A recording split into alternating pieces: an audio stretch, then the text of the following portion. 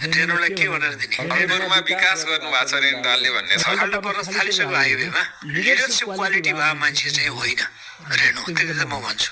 चुनावमा जिताउनलाई रेणुलाई कुन हदसम्म प्रचण्डजी जानुहुन्छ भन्ने कुरा त हामीले बताउनु पर्छ र। यो देशको सम्पूर्ण शक्ति लागेर चाहिँ रेणुलाई जिताएको हो नि। प्रचारबाजी धेरै भएको छ, पैसाको छैन, बोराका बोरा बोकेर। अर्को एउटा निर्वाचन क्षेत्र पनि यति बेला देशभरि चर्चाको केन्द्रमा छ, चितवन क्षेत्र नम्बर 3, जहाँ चाहिँ भरतपुर महानगरपालिकाकी मेयरले राजीनामा दिएर उम्मेद्वार बन्दै हुनुहुन्छ। त्यसपछि राष्ट्रिय स्वतन्त्र पार्टीकी नेत्री पूर्व सांसद सुबिता गौतम पनि यही क्षेत्रबाट चुनाव लड्दै हुनुहुन्छ। चितवन क्षेत्र नम्बर 3 को विषयलाई कसरी हेर्नु भएको छ तपाईँ? चितवन क्षेत्र नम्बर 3 मा चाहिँ माओवादीको खास संगठन होइन।